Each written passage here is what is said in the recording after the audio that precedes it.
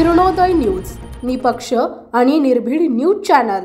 विद्यमान खासदार रणजितसिंह नाईक निंबाळकर आणि धैर्यशील मोहिते पाटील यांच्या संघर्षामुळे राज्यात चर्चेचा विषय बनलेल्या माढा लोकसभा मतदारसंघातून भाजपाने पुन्हा एकदा विद्यमान खासदार रणजितसिंह नाईक निंबाळकर यांना संधी दिली आहे। पश्चिम महाराष्ट्रातील माढा लोकसभा हा एक महत्त्वाचा मतदारसंघ आहे।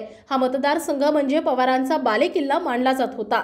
मात्र 2019च्या लोकसभा निवडणुकीत भाजपने राष्ट्रवादी काँग्रेसच्या बालेकिल्ल्याला खिंडार पाडलं। 2019ला भाजपचे रणजितसिंह नाईक निंबाळकर हे विजयी झाले। त्यांनी राष्ट्रवादी काँग्रेसच्या पाठिंब्यावर अपक्ष उभे राहिलेल्या संजय मामा शिंदे यांचा पराभव केला होता। 2024च्या लोकसभेसाठी या मतदारसंघातून अनेक जण इच्छुक होते। राज्याचे माजी उपमुख्यमंत्री विजयसिंह मोहिते पाटील यांचे पुतणे धैर्यशील मोहिते पाटील हे या मतदारसंघातून निवडणूक लढवण्यास इच्छुक होते। माढा लोकसभा मतदारसंघामुळे भाजपातील अंतर्गत कलह समोर आलाय। विजयसिंह मोहिते पाटील यांच्या पाठिंब्याने 2019 साली निंबाळकरांनी माढ्याचा गड सर केला होता।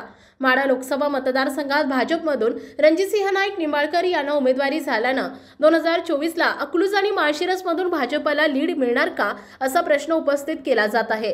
कारण माढामधून विजयसिंह मोहिते पाटील यांचे पुतणे धैर्यशील मोहिते पाटील भाजपकडून इच्छुक होते। आपल्या परिसरातील ताज्या बातम्या पाहण्यासाठी किरणोदय न्यूज चॅनलला YouTube वर सबस्क्राइब करा आणि बेल आयकॉन प्रेस करा।